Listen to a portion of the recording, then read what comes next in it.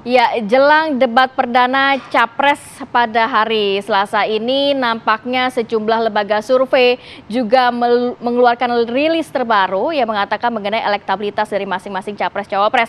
Namun yang menjadi perhatian ternyata juga masih ada masyarakat atau pemilih yang masuk dalam kategori swing voter. Apakah nantinya debat ini dapat juga menggugah hati swing voter untuk menentukan pilihannya? Kita hadirkan dulu informasinya.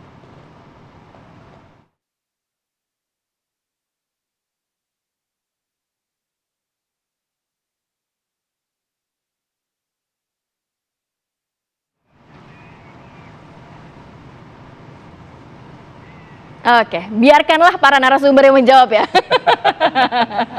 Apa strategi juga yang digunakan dalam debat nanti dan apakah juga salah satu perhatiannya adalah swing voter ya? Ya, dan betul. juga undecided Bimbang voter. lah gitu ya. Bimbang, labil, galau, masih galau.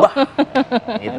Sudah hadir bersama kami pada hari ini sebelah kanan Bang Ege Effendi Ghazali, analis komunikasi politik. Assalamualaikum. Pagi. Kemudian juga Bang Daniel Azhar Simanjuntak, Jubir TKM Prabowo Gibran. Selamat pagi Bang Daniel. Assalamualaikum Mbak Rati. Di sampingnya ada Bang Ramli Rahim, Jubir Timnas Anies Muhaimin. Selamat pagi Bang Ramli. Pagi Mbak. Pagi. Kemudian ada juga Bang Miftah Sabri, Jubir TPN Ganjar Mahfud. Ini tiga-tiganya sudah hadir. Apa kabar Bang Miftah? Baik. Bapak-bapak semua sehat alhamdulillah ya. Suasananya sudah seperti debat di pagi hari. Betul Bang Ege. Kita ada durasi 3 segmen ya. Iya. Ya. Tapi kalau ngelihat saling kedekatan mereka, perkenalan mereka yang cukup panjang, Kawan lama. saya cukup 1 segmen. Terutama nyambung karena ini 3 anak muda yang luar biasa Ya. dan mencerminkan politik Indonesia. Pelan-pelan Miftah Sabri itu dulu pernah di Anies, Itulah, Bang. pernah di Prabowo, Iya. sekarang jubirnya Ganjar. Iya. Hebat nggak itu ya? Ramli Selanjutnya? pernah di Jokowi JK, sekarang Anies. Nah ini tetap Kalau dia setia. tetap. Setia dan konsisten. Di Jalan Muhammadiyah. Loyalis Prabowo Subianto. Oke. Tapi Bang tetap Ege, ya. Ini debat yang akan berlangsung malam ini. Ya. Ini kira-kira masih bisa ada potensi merubah sikap pemilih nggak sih? Apalagi lembaga survei, banyak banget lembaga survei yang merilis nih Ya. 1-2 hari terakhir ini. Begitu. Saya 3 poin cepat-cepat. Yang pertama. Gak usah cepet-cepet Bang, masih lama kok. Enggak, ini 3 poin pengantar. Yang pertama tadi sudah saya sampaikan supaya nanti suasananya juga damai. Ini adalah debat termesra di dunia. Kenapa Mas? Karena apa? Karena pasangan capres dan cawapres tetap harus datang. Walaupun yang berdebat capres, walaupun yang berdebat cawapres, harus tetap. Saya nggak tahu duduknya nanti harus berdampingan, sanding bersanding atau tidak. Tapi termesra di dunia sejauh pengamatan Nggak saya. ada yang kayak begini. KPU tidak naik ke podium katanya. Apanya? Tidak naik ke podium. Oh, tapi duduk bersama. Tapi ada di lokasi. Audiens saja. Oh, saya nggak tahu. Nah. Intinya mesra lah karena Iya. yang ingin diperlihatkan gestur kompak yang mereka ya termesra di dunia. Penting kehadirannya berdua untuk saling memperkuat. Tapi lebih penting daripada itu adalah data tadi yang disampaikan. Ya. Sebelum data itu saya urai, saya ingin mengatakan gini, yang paling aman. Sekarang nih kalimat-kalimat aman harus dipakai. Paling aman dan nyaman secara metodologi dan algoritma untuk menyatakan bahwa berdasarkan aneka survei yang dipublikasikan pada hari ini atau kemarin ya, jika pemilu dilaksanakan pada hari tersebut, pada saat pengumpulan data, maka jika terjadi 2 putaran, yang paling berpeluang masuk ke putaran kedua dari data itu adalah ya Prabowo Sandi. Ya. Bahkan Prabowo. Gara-gara dia nih. Gara-gara Miftah Sabri. Mata ini Belum move on nih kayaknya nih. Bang Ege nih. Terus Jangan sampai semakin bingung nih swing voter nih. nanti pemilih semakin bahkan jika terjadi hanya 1 putaran berdasarkan survei-survei itu, yang paling berpeluang juga Prabowo Gibran. Ini aman dan nyaman menyatakannya. Tetapi yang menarik. Hati-hati loh, saya ingin membedakan nih secara ilmiah antara swing voter dengan yang bimbang. Swing voter bisa berarti dia sudah punya pilihan. Jadi kalau ditanya oleh lembaga survei, dia bilang saya sudah punya pilihan. Tapi misalnya 1, 2 atau 3. Tapi apakah ada peluang untuk berubah? Masih ada. Itu ternyata menurut Hanta Yuda tadi malam baru di kabar petang 40%. Sama dengan hasil yang diperoleh oleh lumayan besar ya Bang kualitatif Suko Widodo dan teman-teman ya, ginekolog. Nah yang kedua ada pemilih bimbang. 28,7%. Maknanya apa sih bimbang? Bimbang itu artinya saat ini itu undecided. Voter. Jadi kalau Oh. ditanya apakah sudah Belum menentukan pilihan. tidak. Jadi maksud saya khawatir apakah data ini berdiri sendiri-sendiri atau overlapping. Jadi ini secara ilmiah ya, maksudnya kalau ditanya apakah Anda sudah punya pilihan? Belum. Belum. Oke. Tapi yang swing voter, apakah Anda sudah punya pilihan? Ada Dia tadi sudah pilihannya. menyatakan pilihan. Apakah Anda masih mungkin berubah? Masih. Ya. Wah, ini lahannya besar betul. Kalau 28,7 dan diambil lagi dari yang sudah menentukan pilihan, ya, dan itu jelas kok kecenderungannya kemana kan sudah ada tuh. Ya. Yang mulai makan siang, minum susu dan lain-lain. Tapi kalau ditanya apakah Anda akan masih bisa berubah? Ya. Jawabnya ya. Karena apa? Nah, ini yang penting. Karena katanya kalau kita tanya secara lebih tajam, tahu nggak apa gagasan dari capres cawapres? Ya. Nyaris Nggak tahu. nggak tahu. Oh. Yang paling gampang diingat, nah ini betul-betul nih, apapun alasannya, leading dalam survei itu mengarah ke lagi-lagi nih. Apakah ini bisa langsung jadi menyelesaikan sebuah masalah negara? Ya. Kan nggak langsung juga, banyak program lain. Ya. Saya tetap harus menyebutkan itu tadi tuh. Tapi debat-debat makan siang, minum Ya. susu. Bang Ege, debat-debat capres ini akankah juga memantapkan hati undecided voter dan juga swing voter ini? Saya mau bilang begini, belum pernah ada peristiwa debat capres dan cawapres yang relatif seheboh ini didiskusikan dibandingkan pemilu-pemilu sebelumnya. Iya. Karena apa? Barangkali juga karena Baik. ada yang perubahan dan ada yang kemudian ingin menyatakan tetap berkelanjutan. Karena kan konteks isunya. penonton debat ini di tahun pemilu sebelumnya kan hanya 30%-an ya, Bang? Ya, harus Nggak cukup hati-hati banyak. untuk mengatakan begini. Kalau orang sedang leading, dia akan mengatakan debat nggak banyak pengaruhnya. Nah, Dan itu itu dia. disampaikan kemana-mana. Nggak banyak kok pengaruhnya, nggak banyak kok pengaruhnya gitu Oke. ya. Baik. Tapi berdasarkan keilmuan, ketika pemilih bimbang sama swing voter itu sedang besar angkanya, maka relatif debat itu akan Berpengaruh. berpengaruh. Paling tidak, kalau kepleset-kepleset, kita pernah ada 2 kali debat loh di Ya. Indonesia, Oke. yang begitu kepleset, itu akibatnya beda gitu, terutama di DKI ya. Fatal lah Ya, gitu ya, ya. ya. Oke. Ya. Ketiga juru Tim bicara ses. atau tim pemenangan, siap-siap. Waktu akan kami berikan pada Anda usai Oh jeda. iya. Kami akan kembali ke saat lagi. Sorry, Prabowo Sandi. Oke, kembali lagi. Ini saatnya untuk para 3 tim ya, tim Udah nggak sukses sabar dari nih kayaknya paslon. nih. Saya ingin ke Bang Ramli terlebih dahulu, Bang. Bang Ramli, Oh ini sesuai urutan ya? Ya dong, ya sesuai lebih baik urutan. lah, Bang, daripada nanti ada tafsir framing yang enggak gitu ya. Iwan berpihak lagi. Iya, nomor urut 1 dulu. Kalau satu dulu, lihatnya momen ini bisa menjadikan sebagaimana tadi Bang Ege bilang gitu loh ya. Yang tadi sudah memilih, jangan-jangan jadi malah galau dan berpindah begitu. Kalau membaca survei Kompas, yang pertama ya kita mensyukuri apapun hasilnya ya. Oke. Jadi buat tim Anies kita melihat bahwa perubahan posisi harus kita syukuri, Ya. angka yang sudah dicapai pun sudah harus kita syukuri. Oke. Yang kedua belum ada tanda-tanda ada putaran kedua, gitu ya. Ya. Itu yang pertama. Yang kedua, Ya. yang ketiga dari laporan Kompas sendiri itu kita bisa baca bahwa mayoritas kelompok ini itu adalah pendukung Jokowi di pemilu yang lalu. Ya. Gitu. Kami percaya bahwa mereka tidak akan kembali ke Jokowi karena mereka jadi bimbang. Pun analisa masing-masing lembaga survei mengatakan Iya. demikian loh. Jadi menurut kami kebimbangan itu terjadi justru karena mereka kecewa dengan Jokowi di masa lalu. Jadi pemilihnya kami. Pemilihnya kemungkinan besar ke Anies. Faktanya dari mana itu kecewa itu? Mereka bimbang itu kekecewaan gitu. Kalau mereka tidak bimbang, mereka pasti akan Oke, saya pakai memastikan mungkin diri. datanya Sekarang gini. Populi Center kali ya. Mereka- Masih cukup tinggi kok approval ratingnya. Mereka yang bimbang itu mayoritas anti rezim. Teorinya di situ. Mayoritas anti rezim dan mereka justru adalah kelompok yang kecewa. Jadi kami cukup percaya bahwa mereka ini itu akan bisa berayung ke Anies gitu. Karena menginginkan perubahan. Karena kekecewaan itu ujungnya perubahan. Oke. Yang keempat adalah kita melihat bahwa di kubu Prabowo pun ya tingkat swing voter itu masih cukup tinggi. Ya. Dan kita juga melihat data Kompas itu kalau kita buka Kompas itu kelihatan bahwa pemilih mayoritas nomor 2 itu ada di kelompok Gen Z. Ya, milenial dan Gen Z. Yang dan Gen Z. 17 sampai 25. Justru Y yang berpindah. Kelompok Gen Z ini Saya dulu Gen Z yang belum berpindah KTP ketika kuliah. Ya. Dan sangat malas pulang kampung hanya untuk mencoblos. Gitu. Kelompok ini sangat besar. Ya. Jadi kita tidak terlalu khawatir 50% bahwa lebih. angka itu akan banyak berpengaruh untuk mendukung Pak Prabowo menang 1 putaran.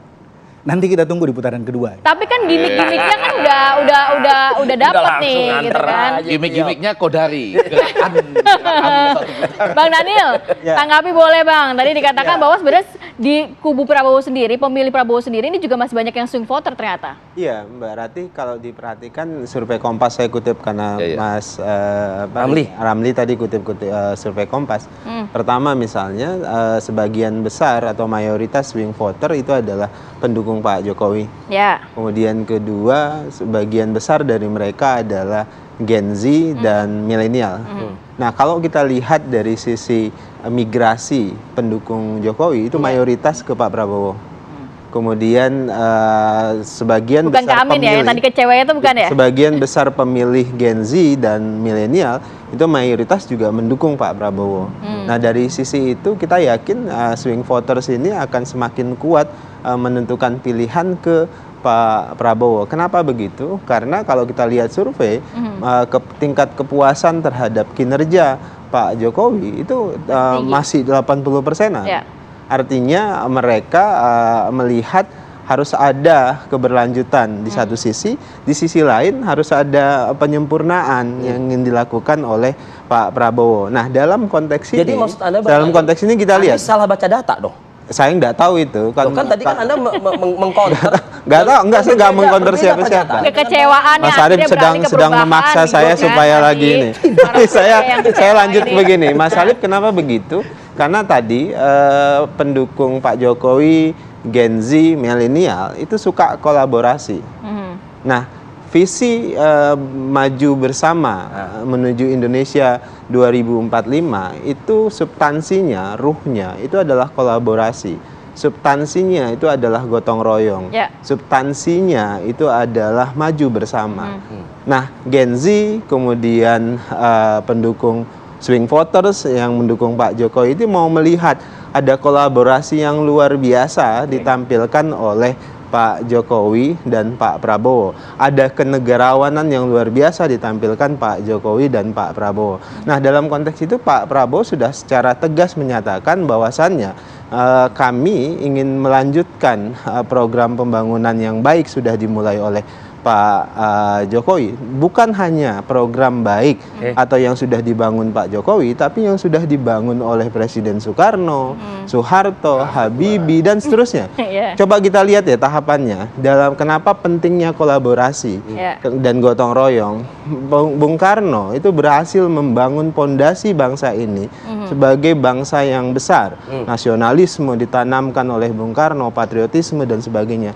Pak Harto, B.J. Habibie itu membangun institusionalisasi bernegara. Ya. Kemudian kita lanjut ke Megawati, Gus Dur, Megawati membangun institusi demokrasi, Pak SBY. konstitusi. Ya. Kemudian Pak SBY membangun jalan panjang pembangunan, peta jalan pembangunan, MP3EI dan sebagainya, hilirisasi dibangun. Pak Jokowi memulai infrastruktur, memaksimalkan infrastruktur, irigasi, industrialisasi dan sebagainya.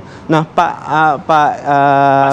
Prabowo itu Pak Prabowo itu ingin melanjutkan ngomong semua nih, yang selalu sudah campur. dimulai ini. Oke. Sudah dimulai ini, Anda secara ingin tidak langsung melanjutkan. mengatakan, Beliau ingin sejarah yang fokus. panjang ini mau dirubah gitu Bukan, maksudnya? bukan. Beliau ingin melanjutkan apa yang sudah dilakukan para presiden ini Ya, melalui ya. pembangunan sumber daya manusia. Ya, ya. Itulah kenapa Terlalu naif ya kalau mau program-program jadinya ya. kesehatan Ya. untuk masa depan itu penting. Program makan siang gratis, Oh, program susu untuk ibu hamil itu penting. giliran. Industrialisasi dan Baik, Bang Daniel. Kenapa ini kolaborasi kita kasih waktunya sebenarnya lagi. Bukan, saya mau tutup begini. Kenapa ini semuanya penting? Karena gini, kami Ada dua hal, ada dua hal yang menarik. Ada timekeeper, Bang. Bukan, Satu satu aja. aja. Ada timekeeper. Singkat saja. Yang Sebelum pertama kita geser. kolaborasi itu Kenapa akrab ini sama penting? Anies. Loh. Tunggu.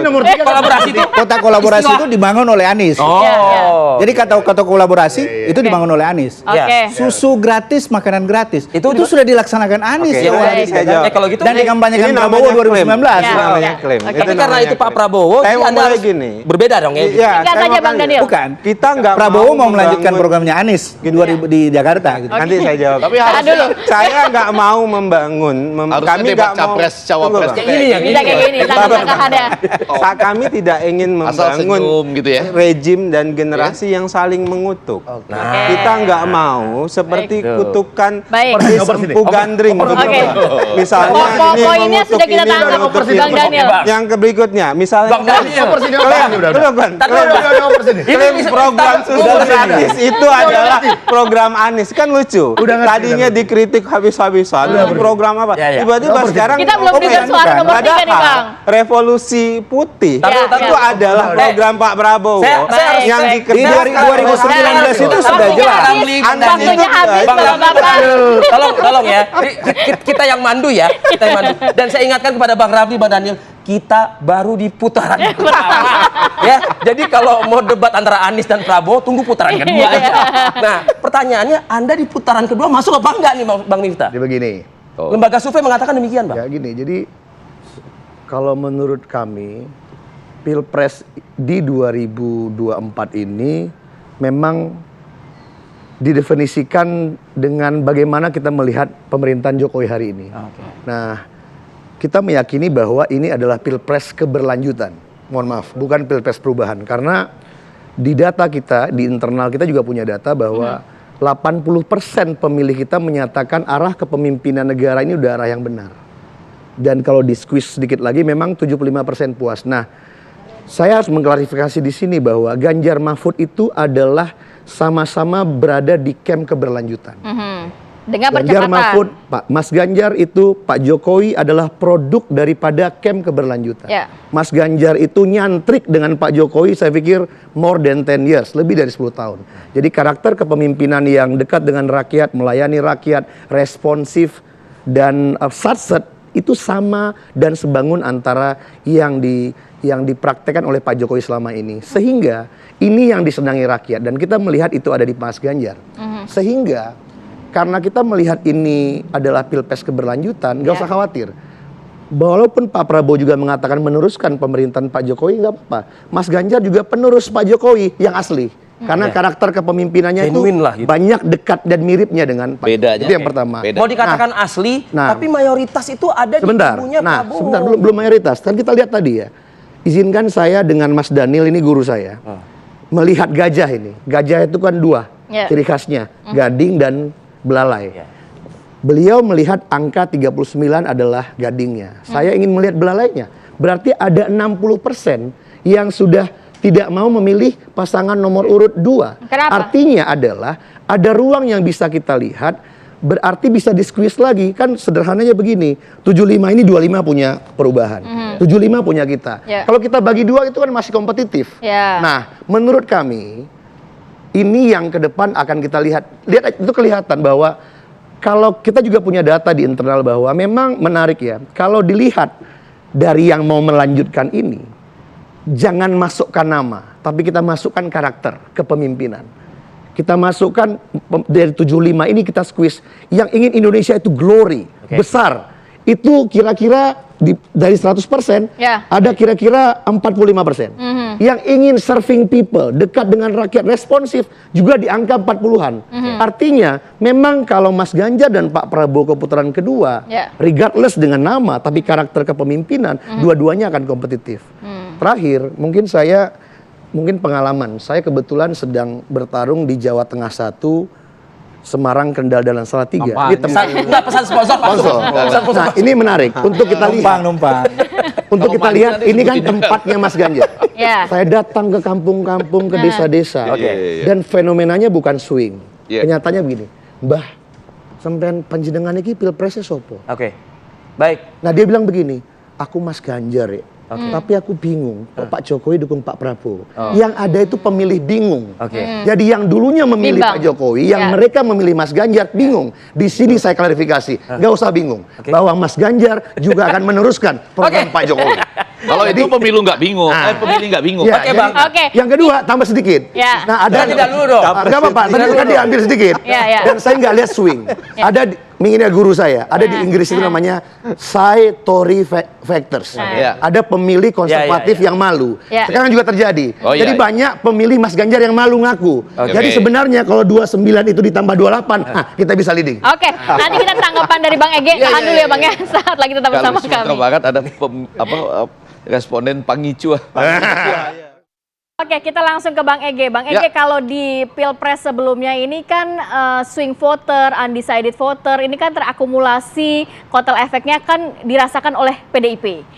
Pendukung Pak Jokowi, tapi kan saat ini terpecah begitu ya. Ada yang mengklaim semuanya ke Pak Prabowo, ada yang mengklaim yang kecewa ini ke perubahan, ada yang mengklaim tetap ke Ganjar. Ini gimana nih Bang? Ada Pembacanya. empat hal yang saya perhatikan pelan-pelan, terutama dari setidaknya ada 5 survei terakhir ya. Kalau mau kita lihat itu ada 2 LSI, ada poll tracking, ada indikator, dan Litbang Kompas. Yang menarik adalah yang 4 itu menyebutkan bahwa di posisi kedua itu adalah Ganjar. Betul ya? Tetapi di Litbang Kompas posisi kedua itu sudah Anies dan Amin gitu ya. Walaupun selisihnya masih di dalam margin of error. Tapi yang mau saya katakan ini kan sesuatu yang bergerak.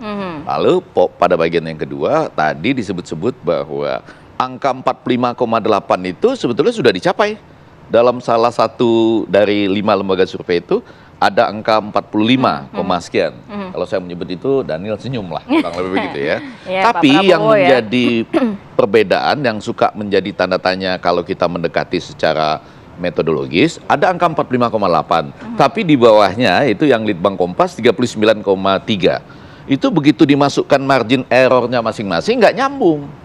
Ya kan, yang di bawah misalnya dinaikin ke atas plus 2,65, yang 45,8 ini apakah plus minus 2,9 itu beda. Jadi masih ada yang tidak nyambung walaupun kurang lebih pengambilan sampelnya itu sama di minggu ketiga dan minggu keempat.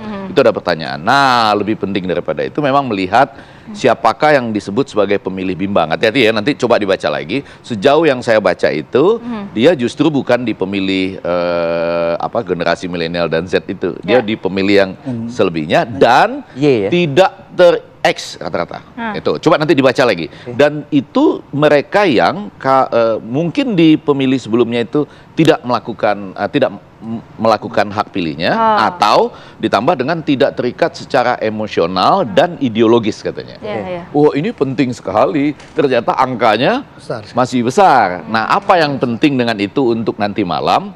Maka nanti malam itu mereka menunggu apa tuh, Bang? What is in for me. Nah, jadi dia nggak punya keterikatan secara ideologis, nggak ada secara emosional gitu kan. Jadi berarti bukan pemilih-pemilih Pak Jokowi ya? Ini apanya? Bukan pemilih-pemilih Pak Jokowi ada, ya? nanti poin selanjutnya kalau mau dipasang memang benar ada kalimat-kalimat seperti ini. Bahwa kalau mereka itu dulu pemilih Jokowi, sekarang memang sedang agak berubah ke yang memimpin di survei. Kalau Prabowo, itu, ya, nggak apa-apa saya mengatakan paparan saja. Sementara mereka yang mengaku bahagia dengan kepuasan terhadap pemerintah saat ini juga sedang berpindah. Tapi poin saya yang agak penting itu adalah kalimat-kalimat tadi Ramli ini kuat juga. Jadi kalau memang orang sedang puas dengan keberlanjutan, secara umum dia akan langsung menyatakan, kenapa bimbang? Anda itu boleh bimbang kalau sebetulnya Anda sedang memikirkan perubahan. Nah, itu logika sederhana. Kalau ingin keberlanjutan nggak harus bimbang dong gitu ya. Itu yang sedang Anda coba katakan. Tapi di atas semua itu jauh lebih penting adalah malam nanti saya itu sebetulnya ingin sekali tuh ketemu dengan para yang akan berdebat ini untuk mengatakan membumi. Jadi nggak ada lagi konsep-konsep yang tinggi itu ya. Terutama hari ini kan ini topiknya relatif konseptual pemerintahan, korupsi, pemberantasan korupsi, penguatan demokrasi, kerukunan warga, ya kan? Harus membumi. Iya, maksud saya apa HAM itu kemudian apa ekosoknya apa, masalah gitu-gitu lah. Kalau Anda mau menarik merampas ceruk yang ada saat ini di Prabowo tersebut, apa yang akan dilakukan Bang Ramli ntar malam ini? Saya kira Anies akan tegas ya soal pemberantasan korupsi yang melempem selama ini. Jadi di sisi itu saya kira Anies sudah sejak awal seperti pemiskinan mereka yang melakukan tindak pidana korupsi dan sebagainya. Ini saya kira Anies akan konsisten ke situ dan itu kan bisa diterima meskipun isu korupsi ini tidak kuat-kuat amat sebenarnya di masyarakat. Saya tadi ingin meluruskan dari Bang Ege ya. Soal swing voter. Yang swing voter yang saya maksud itu bukan yang bimbang, Bang. Iya. Tapi yang masih ragu-ragu ada di Prabowo gitu. Oh, sudah punya pilihan, tapi kalau ditanya masih mungkin berubah dan, nggak? Iya. Dan semua survei kan menyebut bahwa strong voter terbesar itu ada di Anies gitu. Ya. Jadi dari sekian persen Mas Anies, berapapun persennya Mas Anies, itu Mas Amin ini strong voternya sangat tinggi. Jadi potensi untuk berpindah ke tempat lain, ke lain hati itu sudah sangat kecil. Sehingga memang kerja keras kami adalah memindahkan yang di luar itu. Termasuk yang dari Pak 02 merampas dari yang 2 atau 3 untuk bisa pindah ya.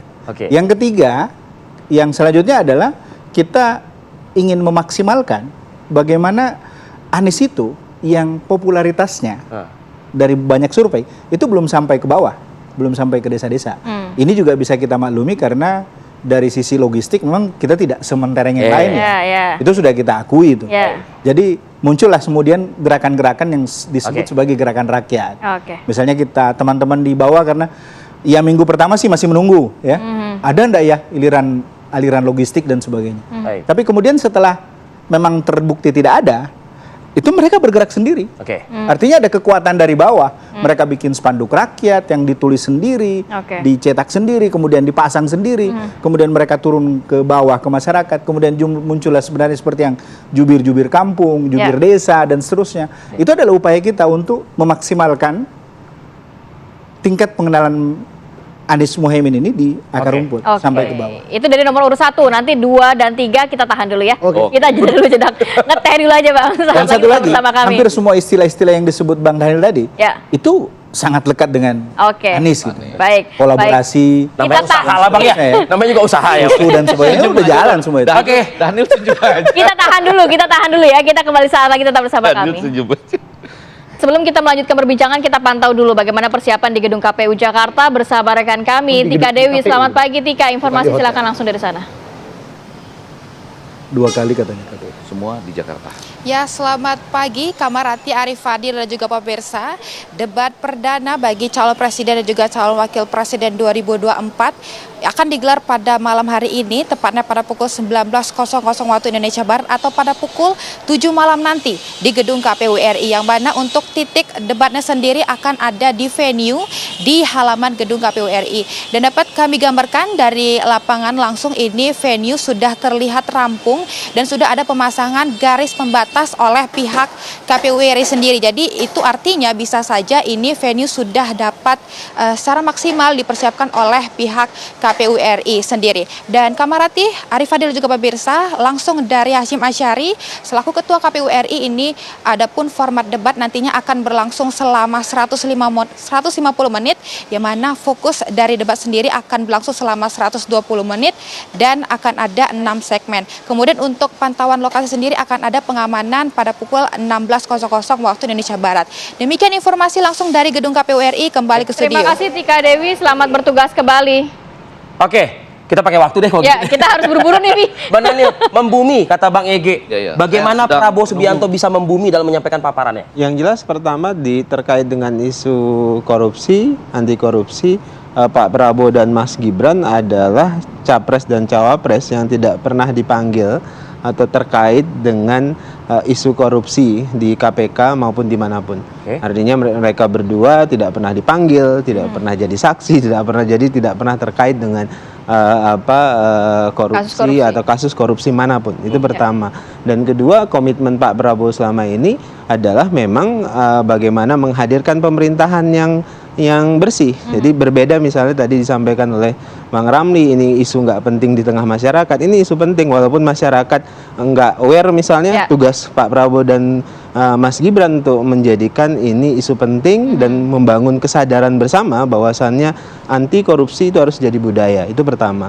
Kemudian kedua, dari sisi HAM bagi Pak Prabowo menghidupkan substansi dari HAM dalam hal ini adalah substansi masa depan yang lebih baik, hidup yang lebih baik, itu terus akan diperjuangkan. Makanya kenapa program makan gratis, susu gratis untuk ibu hamil, memperkuat balita, dan kemudian memperkuat anak-anak kita ini supaya sehat ke depan, itu akan dimasifkan. Jadi 80,7 juta anak itu harus di cover dengan makan gratis supaya masa depan dia lebih cerah dan lebih baik. Dan itu komitmen utama Pak Prabowo untuk penegakan HAM di masa depan. Baik, geser ke Bang Miftah. Jadi demokrasi bagi Mas Ganjar dan Mahfud itu adalah bagaimana menciptakan pekerjaan yang layak dan lebih banyak. Jadi demokrasi bagi Ganjar Mahfud adalah menciptakan 17 juta lapangan pekerjaan baru. HAM bagi masyarakat dan bagi Ganjar Mahfud itu adalah bagaimana masyarakat bisa membeli barang dengan harga yang murah, membayar kesehatan tidak mahal, dan bisa mengakses internet gratis di seluruh sekolah di Indonesia.